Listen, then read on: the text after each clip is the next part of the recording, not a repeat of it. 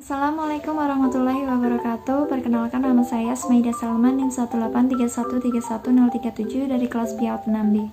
Di sini saya akan menyampaikan pendapat saya tentang pola asuh yang seperti apa yang tepat digunakan untuk meminimalisir generasi radikal, kemudian menumbuhkan rasa cinta dan saling menghormati pada diri anak. Nah, berdasarkan hal tersebut, saya pribadi menyimpulkan inti dari pokok pembahasan kali ini itu mengarah pada pola asuh yang seperti apa agar anak itu dapat memiliki jiwa atau karakter yang toleran antar sesama. Berbicara mengenai dunia anak, tentu segala sesuatunya itu dimulai dari lingkungan keluarganya sendiri, terutama tentang sikap toleransi. Karena kebiasaan yang telah dilakukan sesuai aturan yang dibuat oleh orang tuanya di rumah, akan secara otomatis terbawa keluar rumah atau masyarakat sekitar, di mana seseorang menjadi seperti apa pada masa depan sangat ditentukan oleh pengalaman hidupnya dalam keluarga. Jika sejak dari rumah anak-anak sudah diajarkan untuk bersikap santun, menghormati agama yang berbeda, dan mau menghargai pendapat yang berbeda dari orang lain, atau tidak melihat perbedaan atas tradisi dan etnis seseorang ketika ingin bersosialisasi, maka sikap-sikap tersebut tanpa disadarinya akan diterapkan dalam kehidupan di tengah masyarakat secara permanen. Lalu, bagaimana cara menumbuhkan sikap toleransi pada anak sejak dini? Yaitu, cara terbaik yang dapat dilakukan adalah dengan menerapkan pola asuh yang tepat dengan cara mengajarkan, mencontohkan, dan membiasakan. Di mana pola asuh yang menurut saya tepat adalah gaya pengasuhan autoritatif yang merupakan suatu cara orang tua yang memberikan kebebasan anak untuk berlatih mandiri, namun masih menerapkan batas dan kendali pada tindakan mereka. Tindakan verbal memberi dan menerima dimungkinkan, dan orang tua bersikap hangat dan penyayang terhadap anak, di mana hal tersebut diwujudkan dengan pola sikap dan tindakan orang tua sebagai berikut.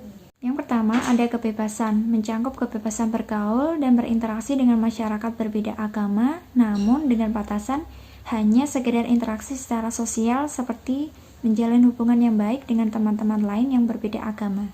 Dan yang kedua adalah aturan, yaitu memberikan aturan-aturan untuk membatasi pergaulan sebagai kontrol dan pengawasan terhadap pergaulan anak sehari-hari, agar anak itu tidak terjerumus pada perilaku yang tidak diinginkan dan dapat belajar disiplin serta bertanggung jawab dengan kewajibannya, seperti sholat dan belajar, serta aturan lain yaitu berhati-hati dalam memilih makanan yang diberikan oleh orang lain yang berbeda agama, untuk mewaspadai jika makanan itu dilarang oleh agamanya. Dan yang ketiga adalah hukuman, yaitu menghindari pemberian hukuman atas kesalahan yang dilakukan oleh anak dan lebih memilih memberikan tindakan yang bersifat edukatif seperti menegur dan menasihati anak dengan berkomunikasi yang baik. Dan jikapun itu terpaksa diberikan hukuman, maka hukuman yang diberikan tidak sampai pada hukuman yang mengarah pada hukuman fisik, namun hanya memberikan anak tanggung jawab untuk mengerjakan pekerjaan rumah seperti menyapu, membersihkan kamar mandi, dan menyuci sepeda. Dan yang keempat adalah mengajarkan, yaitu tidak memaksa anak untuk memeluk agama tertentu, namun sejak kecil anak tetap diarahkan dan diberi wawasan tentang agama, di mana anggapan agama adalah hak asasi setiap manusia yang harus diakui kebebasannya dan sangat dijunjung tinggi oleh orang tuanya. Kemudian yang kelima adalah mencontohkan, yaitu memberi contoh sikap saling menghormati antar umat beragama dan menghargai perayaan hari besar agama lain dengan cara sering mengajak anak bersilaturahmi ke tempat kerabat dan saudara yang berbeda agama, kemudian mengajak anak tetap berbaur bersama masyarakat dan saling membantu terhadap warga lain yang sedang kesusahan. Dan kemudian yang terakhir atau keenam yaitu adalah membiasakan, yaitu dengan adanya yang telah disebutkan sebelum-sebelumnya, itu hanya perlu dibiasakan atau dipraktikkan secara berulang dalam kehidupan sehari-hari anak.